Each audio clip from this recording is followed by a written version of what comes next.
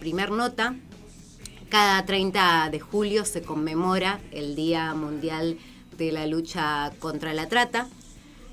Ayer se conmemoró esta fecha donde precisamente se buscan visibilizar las políticas ante esta problemática que año a año crece, si bien muchas veces la mayoría de las veces no se conocen todos los casos que atraviesan a nivel, en este caso vamos a hablar a nivel nacional, pero ni hablar lo que deben ser los datos a nivel mundial.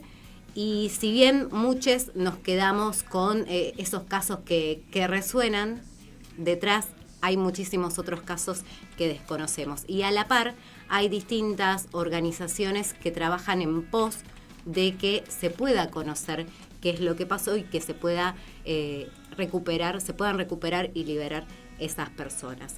Nicolás del Mastro es una de ellas, él es abogado, es integrante de la Fundación Alameda, que precisamente es una organización no gubernamental que lucha contra la trata de personas, el trabajo esclavo, la explotación infantil y el narcotráfico, y hoy amablemente va a compartir unos minutos con nosotros para reflexionar sobre esta fecha, pero fundamentalmente sobre esta problemática. Bienvenido, Nicolás. Te saludan Lautaro Ruiz y Noelia Castañeda. ¿Cómo estás? ¿Qué tal, Lautaro, Noelia? Un gusto, ¿cómo les va? Gracias por el espacio, por la oportunidad para abordar esta temática con tanto respeto y seriedad. No, por favor, creo que es el pequeño aporte que tendrían que brindar desde los distintos medios, pero vos dijiste una palabra clave, que es seriedad, y inevitablemente no puedo dejar de hablar del caso más resonante, que es el que tenemos hoy en agenda, que es la desaparición de Loan, y precisamente lo que desde muchos medios no se demuestra es la seriedad, porque es un tema completamente banalizado, y por eso queremos comenzar desde ahí, también para adentrarnos, que nos expliques cuáles son esos condimentos o esas cuestiones necesarias que tiene que tener un caso para que sea tomado como un caso de trata. Sí, efectivamente, pareciera que en nuestro país cada 20 años producimos un caso de esto que conmociona y moviliza a toda la opinión pública, a todas las comunidades, y bueno, pone en relieve la presencia de este delito, que no es un delito sencillo y común, no es robar una billetera en un colectivo. Yo decía el otro día, es una logística, una estructura, una organización completamente distinta, por eso está catalogado, caracterizado como un delito de crimen complejo, de crimen organizado, que implica una rentabilidad. Y esto hace que estos delitos migren, adapten y se adaptan a las modalidades que tiene el sistema capitalista en nuestra región o en nuestra zona, y se adapte también a las características de la virtualidad y se readapte a las modalidades vinculadas a la coyuntura económica. Hay un factor objetivo que tiene que ver con el nivel de devaluación que tiene el peso argentino en la región, que modifica los flujos de tráfico de bienes, de servicios y de personas. También tiene mucho que ver los indicadores sociales, esta situación de extrema pobreza y vulnerabilidad que se ha acelerado, se ha espiralizado en los últimos tiempos. Ese es el caldo de cultivo. Para este delito mucho tiene que ver el contexto de la víctima. Ese contexto de la víctima es el que los predispone, los pone vulnerable frente a estas redes, y lo mismo ocurre con la vulnerabilidad institucional, ¿no? Si yo tengo organismos concentrados en la ciudad más rica del país, si yo tengo un abordaje netamente policial de la temática y no veo una mirada integral, si no tengo un control cruzado de las instituciones estatales, si tengo un estado cerebro de mosquito que con la lógica del recorte no tiene que estar, bueno, voy a propiciar un terreno fértil para que se configuren estos y otros delitos que forman parte de un entramado narcocriminal, ¿no? Un entramado que administra como holding en la lógica empresarial, en donde hay instancias de administración y otras de subordinación y se diversifican en sus tareas. El caso Loan no tenemos duda que es una expresión más de eso. Nosotros tal vez en Rosario tenemos naturalizado todos estos conceptos y estas dinámicas, pero en muchas de nuestras ciudades y de nuestras provincias no, y bueno, son la punta de un iceberg, que es lo que está ocurriendo con el caso Loan, ¿no? El cuerpo del niño a nuestro juicio es un objeto, es materializado para dar un mensaje de control de una zona fronteriza con doble, triple frontera, lindero al sistema de navegación troncal. Todos esos factores son los que están arriba de la mesa y bueno, es un poco la aproximación que hacemos desde la Alameda después de 20 años de trabajar en acompañamiento a familiares a víctimas, a investigaciones y denuncias, promociones de legislaciones y también el aporte desde la gestión, en una circunstancial gestión que tuvimos en un organismo estratégico que fue terriblemente desmantelado a su presencia federal. Nicolás, ¿qué tal? Lautaro te saluda. Sí. Repasaba una nota muy interesante que escribiste al respecto para un medio local, para El Ciudadano. Bueno, citando textualmente y para continuar ampliando en este sentido que bien comentabas, me resultó muy interesante este concepto de, cito textual, no se puede desarticular una organización criminal si no se ataca su base económica. ¿Podés continuar explayándote en esta línea que venías comentando? Sí, el objetivo del delito o la finalidad de la trata es la acumulación de dinero, la acumulación mafiosa de capital. Ese es el objetivo con el cual se explotan a personas. Es lo mismo que ocurre con los delitos de crimen complejo, con el tráfico de armas y con el tráfico de estupefacientes. Y el tráfico ilícito de personas y la trata. Son los tres delitos más rentables y el objetivo o el denominador común tiene que ver con ese recurso, con ese lucro que se hace, en este caso del cuerpo de personas, afectando su dignidad, su libertad, su integridad física. Y ese es el denominador común que hay que seguir para saber cómo se va readaptando, cómo se va clandestinizando, cómo va corrompiendo y cooptando áreas estatales y va fagocitándose cuanto encuentre por delante y mete adentro en una dinámica que va creciendo de menos a más, que va readaptándose camaleónicamente y lo que ocurre es que el Estado muchas veces va de atrás, cree que el combate es estadocéntrico y no con la comunidad en el centro, involucrando a más actores, no actualizando la mirada, nos quedamos con este estereotipo del delito, de creer que esto es la traffic blanca que se llevaba un adolescente, no entender que esto no es lo que pasa en Búsqueda Implacable como nos presenta Hollywood, o esta mirada que tienen algunos funcionarios creyendo que en Argentina ocurre lo que pasa con la trata en México. Eso lo que hace es hacerle un favor terrible a la trata y llegando a tener los índices que estamos teniendo, en donde las víctimas están como el perro que se muerde la cola en el mismo lugar, sin cortar ese circuito porque no tenemos una investigación para arriba, para decirlo simbólicamente, en las estructuras que permita involucrar a más organismos de control del Estado. No hay una matriz de riesgo para detectar a tiempo, no hay una fiscalización, es decir, controles desde organismos como la CNRT, el SENASA, la FIP, el RENATRE, el ENACOM, organismos que pueden servir para todo este tipo de despliegue que se hace en el territorio. Y bueno, esa presencia va de la mano muchas veces de una justicia que trabaja de oficio y no en esquemas de inteligencia criminal o de investigación criminal, y sin lugar a duda la dilación en el tiempo de las sanciones, es decir, de las condenas. Entonces todo este fenómeno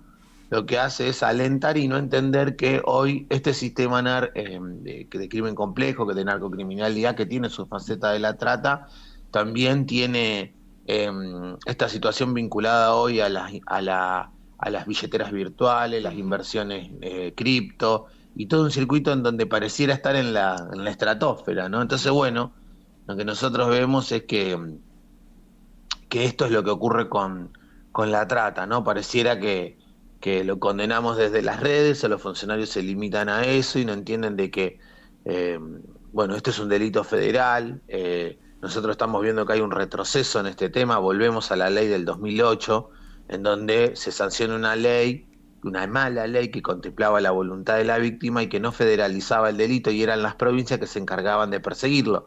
Esto está ocurriendo porque el Estado Nacional se corre y entonces no hay una conducción estratégica y eso lo que hace es que las provincias naturalizan estos circuitos como en los entramados locales. Fíjense, el jefe de la policía del pueblo de donde era Loan está detenido porque era el que durante 12 días contaminó toda una investigación a una determinada zona plantando pruebas cuando el niño no se había extraviado ni para esa zona. Entonces, bueno, estas son las características de ese esquema o esa versión económica del delito.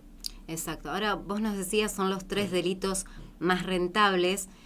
La pregunta que me surge, que seguramente también le surgirá a muchos del otro lado, es si alguna vez se hizo algún estudio, algún análisis para determinar la cantidad de dinero que se mueve realmente con la trata de personas, porque si bien quizás el registro de personas víctimas de trata es mucho más accesible o más fácil de dilucidar, pero acá cuando hay muchísimas cuestiones de fondo y cuando en muchos casos también la justicia está en el medio y muchísimos intereses, se hace más complejo. ¿Se realizó alguna vez algún tipo de informe de estas características?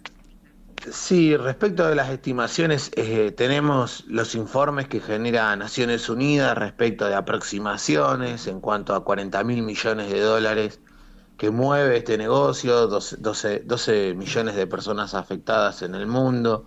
Luego tenemos el informe del Departamento de Estado de Estados Unidos que evalúa a 188 países, en los cuales Argentina en los últimos 6 años ha sido ponderada, en los últimos 4 estuvo en la primera categoría de esos países que luchan contra la trata, reconociendo que éramos uno entre 6 países de todo el mundo. Solamente 6 países habían generado un estatuto de acceso a la vivienda para estas víctimas que no tengan que volver a recaer en las instancias de captación. Bueno, todo eso fue discontinuado y hoy no tenemos estadísticas oficiales, es decir, desde noviembre del año pasado se discontinuó la publicación mensual del Programa Nacional de Rescate, que es un programa que recibe las órdenes de allanamiento para hacer precisamente el primer rescate, porque no es lo mismo hacer un allanamiento en donde se va a incautar armas o droga, es decir, cosas, que cuando vamos a hacer un allanamiento en donde nos vamos a encontrar personas que son víctimas y que no forman parte del circuito delictivo, o que si lo forman, incluso también tenemos la cláusula de no punibilidad para aquellos que están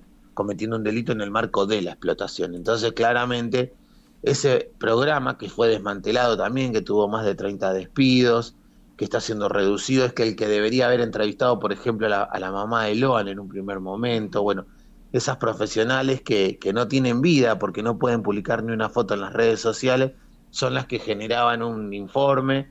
Ese informe hoy está solamente publicada la cantidad de denuncias y de llamadas, y ahí estamos viendo cómo, bueno, Argentina tiene más de 23.000 personas rescatadas del delito de trata desde que tenemos ley. En el último año, hasta el mes de mayo, teníamos 600 denuncias y el año pasado finalizamos con 1.600 personas rescatadas del delito de trata, una migración a la modalidad del 60-70% de esos casos son de explotación laboral. El post-COVID nos dejó un gran problema en el mundo no solamente de la precariedad, sino del empleo esclavo, del trabajo esclavo, perdón. Otro dato tiene que ver con esa distribución de esos rescates y de esas denuncias. Argentina hasta hace unos años solamente registraba casos en un conjunto de provincias, entre las cuales, por supuesto, la provincia de Buenos Aires, que es un país dentro del país, era la más con casos, pero luego venían cerquita Capital Federal y Corrientes, Mendoza, por ser Corrientes por enormes dificultades que hemos tenido en el trabajo de la articulación con la provincia.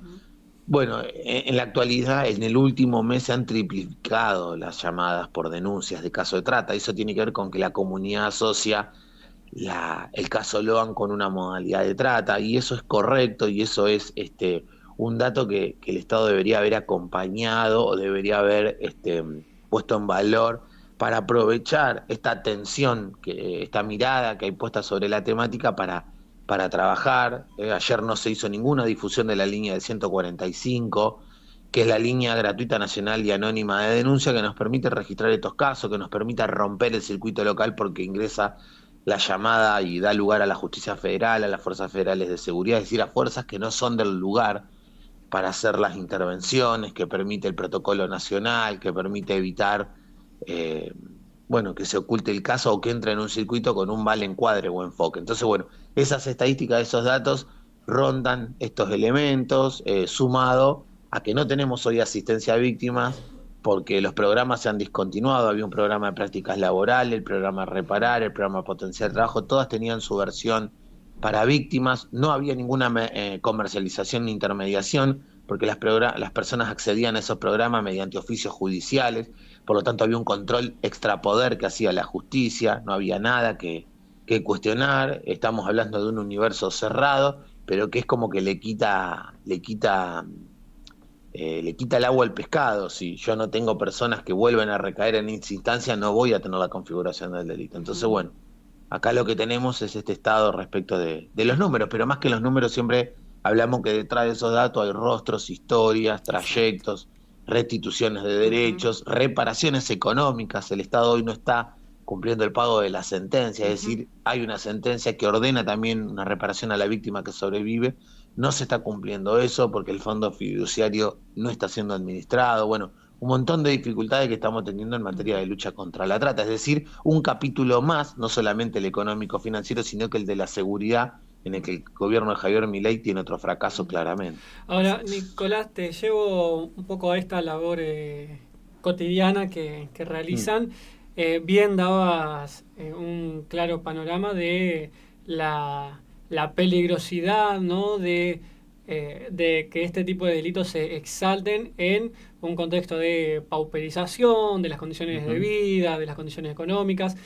Entonces, en ese contexto y en este contexto, ¿no?, que estamos transitando, que bien lo detallabas, desguace del Estado, de los recursos, para el laburo que están haciendo desde la Fundación, ¿cómo es ese trabajo cotidiano en este marco de un retiro y desguace del Estado a pasos acelerados?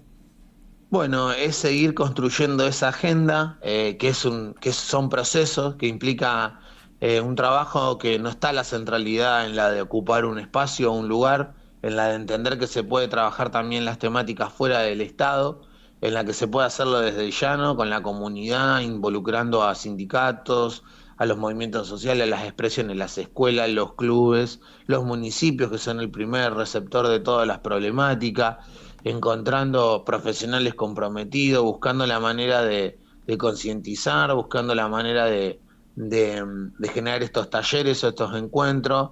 Y bueno, hemos realizado tareas a lo largo y a lo ancho del país. En el día de ayer, esta semana, tienen que ver con ese compromiso, con esa responsabilidad, con esa constancia y esa seriedad que con la Alameda ha desarrollado desde el año 2001 hasta acá. Y bueno, lo hacemos a pulmón, lo hacemos buscando la manera de autogestionar estas instancias. Ayer recibí el llamado de un montón de mamás y de papás que llevan esta propuesta a las escuelas y buscamos la manera de organizarlos con los sindicatos docentes, con los ministerios de educación, con los colegios públicos y de gestión privada. Es decir, hay un rebote del tema, hay alguien que lo toma, alguien que tiene una mirada, digamos que lo hace propia. Y bueno, muchas veces cuesta porque sin duda que la respuesta y la obligatoriedad está por parte del Estado. Por eso también trabajamos con la justicia, presentando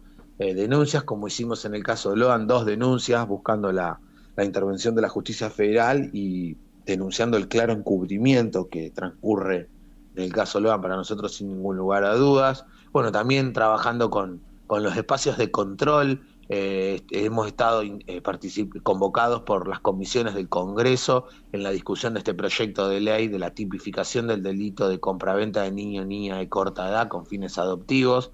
Ahí hay otra temática que se abre y que ha dejado al descubierto el caso Loan, y hemos aportado en el ámbito parlamentario nuestra mirada a proyectos malos como el que ha presentado la senadora Lozada de Santa Fe, con este tema. Bueno, buscamos militar una causa, una agenda que tal vez en algún momento fue subestimada, o tal vez en algún momento de algunos sectores, de los sectores más progresistas, ha sido ninguneada o ha entrado en una discusión que se disociaba de la realidad con la lógica grietizable, concentrando la trata en la especificidad de la explotación sexual por cuenta de terceros, y una discusión que debemos ser muy respetuosos que da el movimiento de mujeres respecto del reglamentarismo y el abolicionismo. Pero nosotros creemos que la realidad está por encima de esa discusión, y hoy la realidad hace que nuestros barrios reclamen esta protección. Entonces a veces ese tema nos complicó. No digo que no hay que darlo, lo que digo es que hay que saber cuando hay una contradicción principal, cuando hay una urgencia, Y bueno, eso nos dificultó en el trabajo. El trabajo en el Estado es una experiencia que también es frustrante, nos pasó, tuvimos las dificultades que tiene cualquier persona que le toca gestionar un organismo estatal, y bueno, también eso es parte de los procesos y de los aprendizajes y de los momentos que nos toca afrontar, ¿no? Sin dudas. Nicolás, te agradecemos muchísimo por estos minutos, la verdad que fuiste más que claro. Y por último, bueno, recordar para los oyentes dónde pueden encontrar las redes de Fundación Alameda o los medios de contacto. Sí, efectivamente, pueden googlear, somosalameda.org, Ujú. es nuestra web, en las redes van a encontrar, en las redes sociales, en las plataformas van a encontrar Fundación Alameda, van a encontrar un número de WhatsApp que pueden contactarse para que por cualquier consulta, orientación, denuncia o avisos. Estamos encontrando muchos anuncios de ofertas engañosas laborales. Ujú. Cuidado con Sí. esto, estamos encontrando una infinidad de pibes y pibas que buscan su primer empleo bajo estos discursos de ganar en dólares y de que nuestro salario en pesos es excremento. Sí. Bueno, habilitan estas instancias para que un pibe y una piba termine en otra provincia, en otro país, en otro continente, y es muy complicado volver, se induce al endeudamiento, bueno, un sistema de reclutamiento Ujú. con bots y con bueno, hay un universo que se abre, no hay que asustarnos, hay que saber charlar, pedir ayuda, acompañarnos.